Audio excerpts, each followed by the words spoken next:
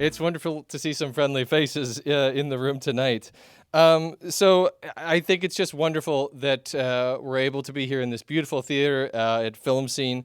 Yes, I am Peter Gerlach, the Executive Director of the Iowa City Foreign Relations Council, and I will be your moderator for the Q&A with the filmmaker Shalini Kantayya.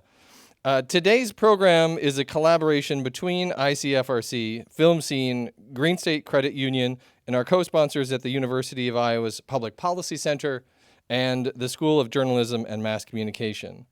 I am very excited that we've been able to put all the pieces together for this particular program.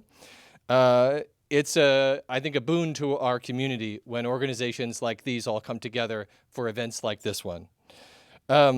These are exactly the type of dynamic and engaging programs that the Iowa City Foreign Relations Council and our collaborators want to be a part of more in the future. So I hope you'll look to those programs. With that said, I hope you enjoy TikTok Boom.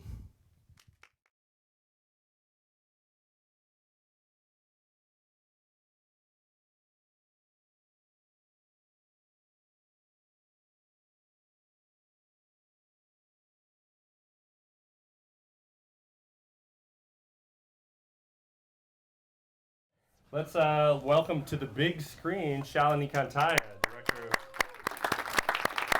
TikTok Boom. So yes, if you want to say hi, you can say hello, and then we'll do a little song and dance here. Hey everyone, thanks so much for taking time to watch the film. I'm so excited to have a conversation with you about it. All right. Yes, thank you so much, Shalini, for an excellent documentary. I loved it in so many ways. I think one of the things that I enjoyed most is how you wade into the complications. I'm constantly talking with my students about how our world is so filled with complications and we shouldn't avoid them. We need to understand them. We need to engage with them, and you do that so brilliantly here in this film. Please remember, if you have a question, write it down in those note cards and get those note cards down to me, okay? While we're waiting for those questions to come in, and I really do want to hear from you. Shalini does really want to hear from you and what questions you have. Raise your hand up if you have a note card and you were inspired by the film. Today you've talked about social media and so many of the dimensions that we really need to understand. I do have a question to get us started. My question is, social media, this is an understatement, right? By all indications, is here to stay. TikTok is available in over 150 countries and has over 1 billion users. It's amazing. Much of your film focuses on the U.S., especially young people. What lessons can folks in countries around the world learn from the American context in TikTok Boom, particularly parents and policymakers concerned about things like privacy, safety, and security?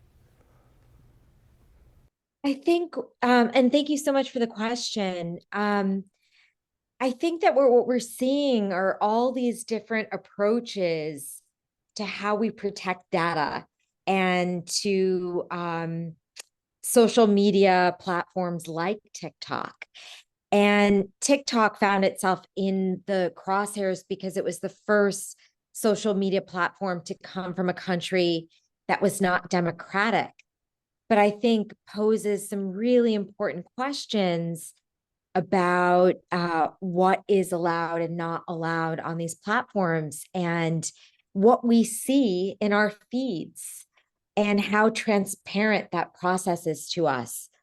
And it's my hope that we come up with a global set of standard, not just for TikTok on a company by company basis, but for all social media companies to uphold. And ideally that would involve willful consent, not a terms of conditions where we just sign everything away. And I think Europe gives us as close a model as any for us to follow. And I think we're at this pinnacle moment. There are two cases in front of the Supreme Court which will decide whether Section 230 of the FCC will be overturned. And basically what it says is social media platforms are not responsible for what they post on their platforms. And what happened in these two Supreme Court cases, one against Google, YouTube's parent company, and one against Twitter, is that information that was pro-ISIS, pro-terrorist, was showing up in their feeds. And so it is what is now being debated in the Supreme Court, I think, are two extraordinarily important cases. And if they aren't decided in the court, then I think it's something that could go before Congress, because it's becoming more and more important that the information that we get on social media is truthful, is accurate, that we have some information, that we're not sent down rabbit holes. And I think the more that we can set a common standard for health and safety globally, the better. Yeah, that's an excellent response. I thank you. And as a parent, this is something I'm increasingly thinking about, watching the young people in your film talk about how social media, and especially TikTok, impacts them. And I imagine it's something on the top of everybody's minds, how big these companies are. And the fact that we do need regulations. It's scary how much access is out there from all different sides. Yeah. Oh, just to say what you were saying with children, absolutely. And I think that's what's so specific to TikTok, is that a third of its users were under 14, and it's almost a mass uncontrolled experiment. Yeah, that is so true. We have some great questions from the audience here. Where to go next? Do you believe that China uses TikTok data for nefarious purposes? What did you find in the making of your film? I think the best answer is everything we don't know. But what is tricky is everything that is articulated in the film. And I'm so grateful to have a nuanced conversation, and for film being a vehicle to have those nuanced conversations. But why this is so complicated is because China has the Espionage Act and of its own, and basically, if you are a Chinese-based company, which TikTok's parent company ByteDance is, its parent company is a Chinese AI company, and the Chinese government, the CCP, the Communist Party of China, asks you for information, you have to give, you are compelled to give the Chinese government information if you're a Chinese company. And so therein lies the rub, because while TikTok has gone through many measures to say, our servers are in Singapore and in the US and we're not in China, the fact is that we don't know. And the truth is that if you look at the film itself, everything that we know is from brave whistleblowers. And the fact that in 2019, from the brave reporting of Intercept in Brazil and Netzpolitik in Germany, we know that there were direct connections around content moderation. In other words, what you could show and not show in platforms in Brazil and Germany were being somewhat determined by content moderation guidelines that were crudely written in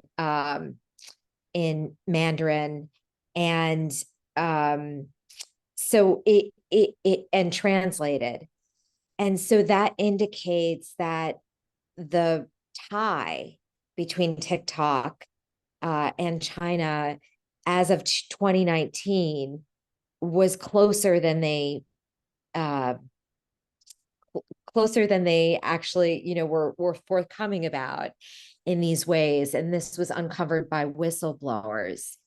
And so it's really unknown what the relationship is for certain. Yeah, what's fascinating to me about that angle is that we have a kind of window into um, the behind the scenes of how decisions are being made, who gets included, who gets excluded, and it suggests that it's not just TikTok. That when we see behind the curtain, we see the ways in which there are levers being pulled, and it's highly complicated. Yes, and I appreciate very much that you're pointing out different cases in the Supreme Court in the U.S. and different regulations that are before us. All these different angles that people really, again, need to be aware of when they're engaging with social media, which is just increasingly common, and as you point out, with young folks too. I suppose that leads sort of nicely into another question from the audience.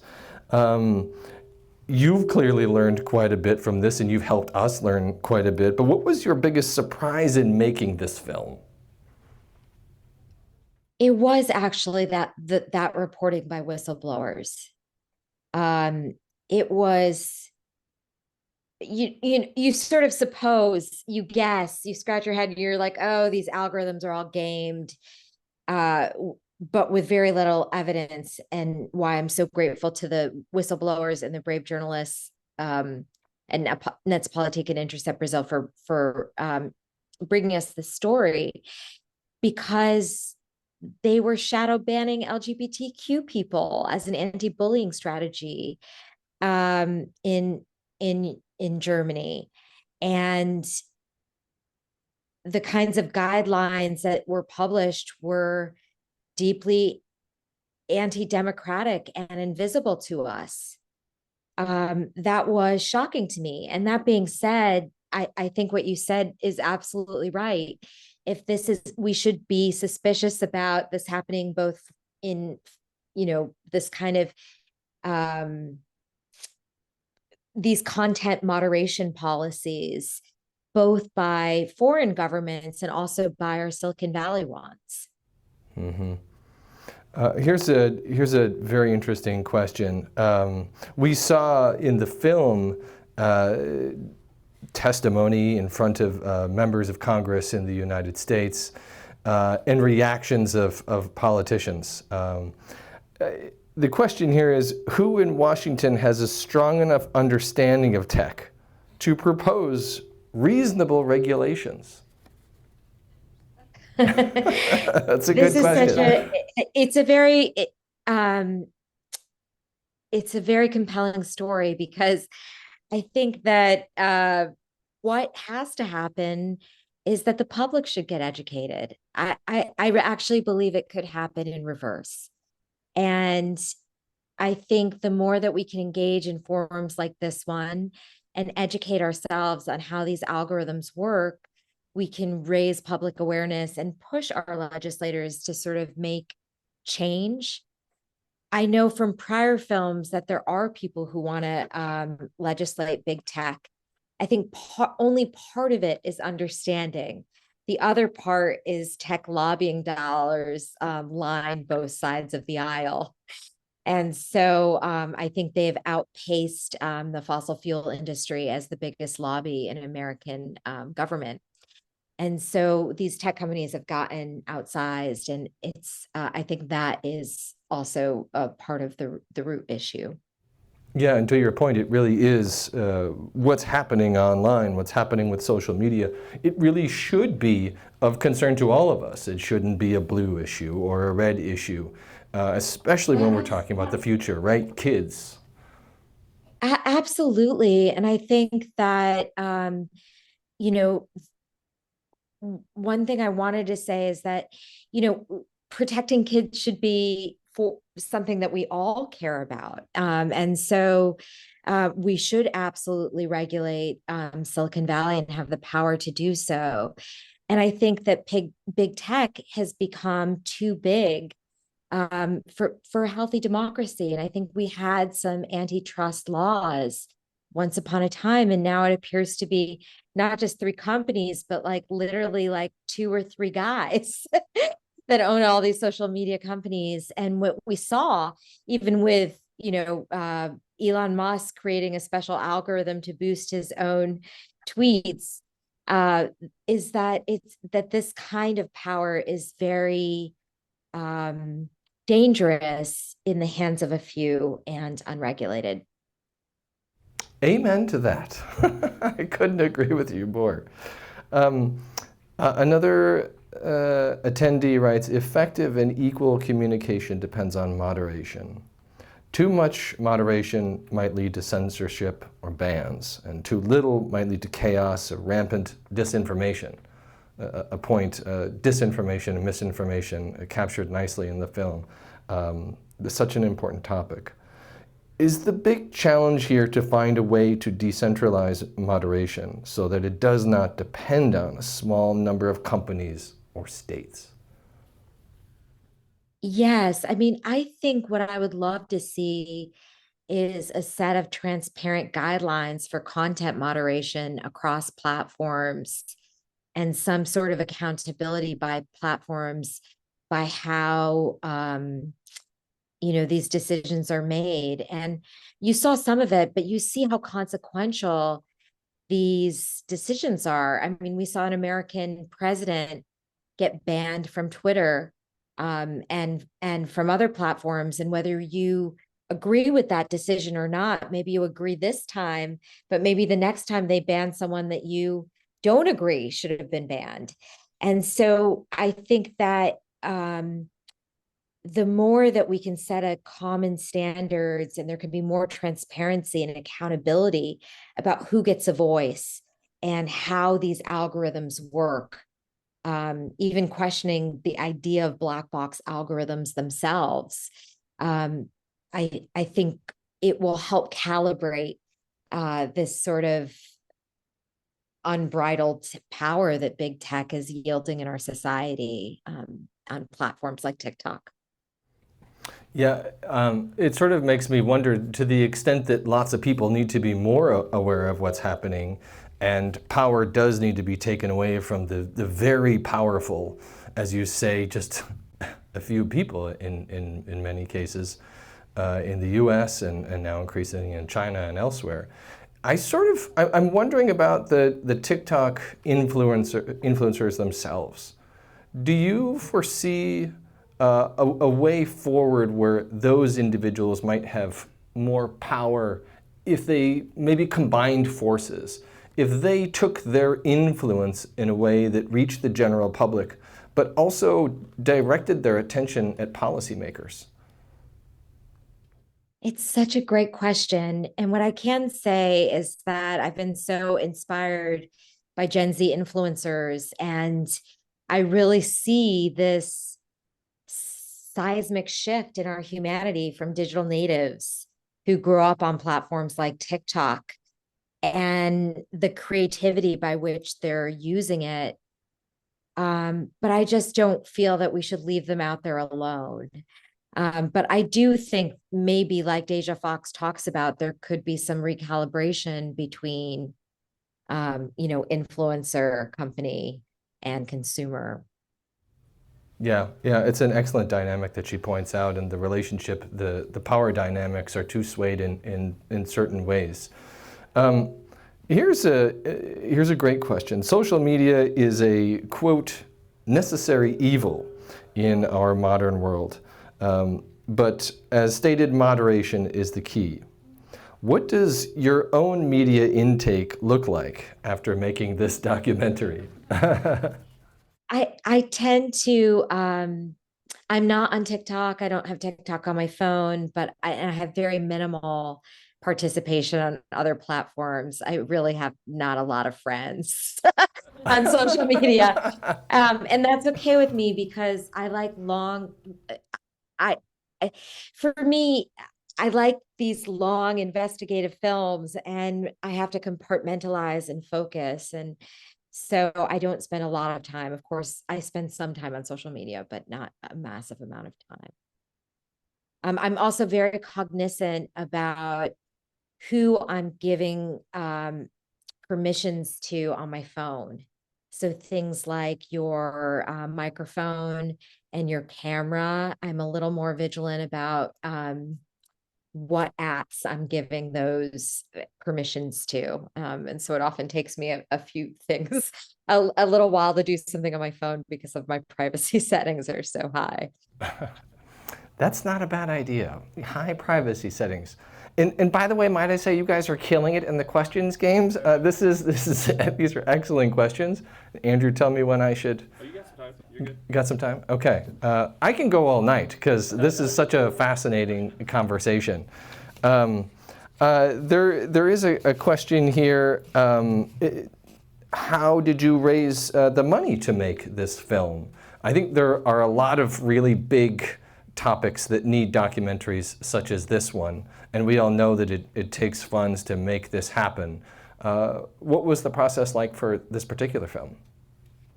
For this particular film, it was a rare case where I wasn't responsible for raising the film, raising the funds for the film. That was all done by my producers. Nope, that was far shorter than I was expecting. Okay, that's fabulous. For my previous film, I have long stories, but for this one, it was done by my producers. Okay. For the aspiring filmmakers in the room, especially the documentarians, I'm sort of wondering, what advice do you have? We have a fabulous journalism program here at the University of Iowa, and when they look at films like yours, I have to believe that they're inspired about the stories that they can tell, and the power that doing so can have, especially with their generation, like you do in this film. So I'm sort of curious, what advice do you give to young people, to aspiring filmmakers who want to do the kind of work that you're doing, the social impact of your work? Well, I think that I've always just followed what inspires me, my own true north when it comes to my own curiosity. I really believe that in each of us, there's a story that only we can tell. And so I would do what makes you most passionate. I really believe that. And that's also just necessary because filmmaking is very hard and requires so much tenacity. And so if you do something that you're passionate about, it really it really makes the process worthwhile. So I think there's that. And what I'm so heartened by is that there are now so many tools. You don't actually have to wait for money to someone to give you money. I mean, Soderbergh, who I one of my favorite filmmakers, is shooting on the iPhone, and those films are going, direct to Netflix. And he has a small crew, but it's all to say that the tools have never been more accessible to tell your story. So my advice would be to tell your story with whatever tools you have available, and to tell your unique voice, the story that you can only tell. That's great advice. It makes me think a lot of Feroza in the film. And I wonder, I love just about everything about her story. And in fact, full disclosure, this is true. I got a little teary. I'm a parent now, and I got a little teary at the graduation scene, and I just thought, this is wonderful. I love her story so much. My question about her is, she took to activism, right? She recognized the oppression, that's the genocide of Uyghurs in China is a story that more people need to know about. Now, it is in the news. I took a bit of exception there with, this should be on the news. But she's very right that not enough people know about what's happening to the Uyghur Muslims in China. I'm wondering what you found with content creators on TikTok about the percentage or the kind of individual it takes to use TikTok for activism, to point out things in the way that she has. And she talked about very clearly the consequences for that, the ways that she was being muffled not to talk about it. what did you find with other young people, or what did the content creators tell you about the extent to which they can be activists on TikTok or maybe other platforms? I think the best of those stories is sort of highlighted in the film which is how we're all interacting with these platforms, which is that we don't always know why something hit, why it went viral, or why no one saw our post. And I think I was I was so inspired by Feroza's story because she didn't allow herself to be censored, that she kept fighting to have that voice. And so, yes, I'm not sure what I can say more than that. Well, fair response. So first a comment, it looks like, from an attendee, and then a question. First off, awesome film.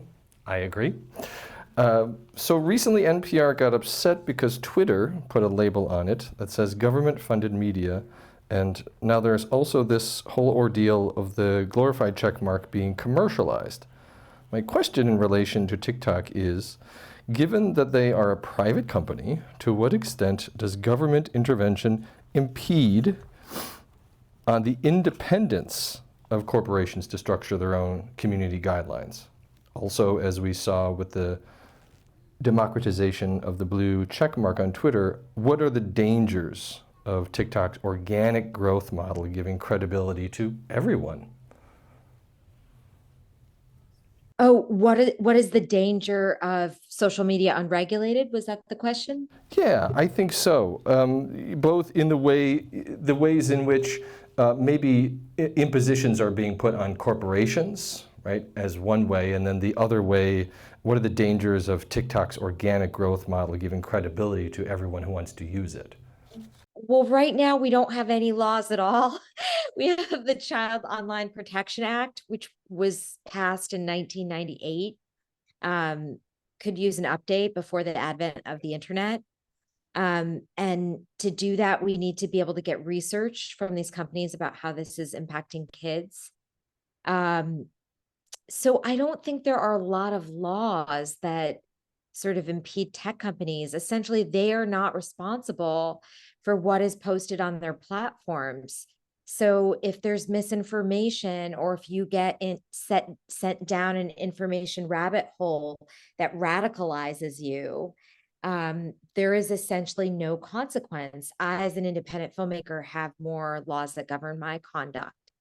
So there's nothing on that side. And as far as what the cost would be, I mean, I think that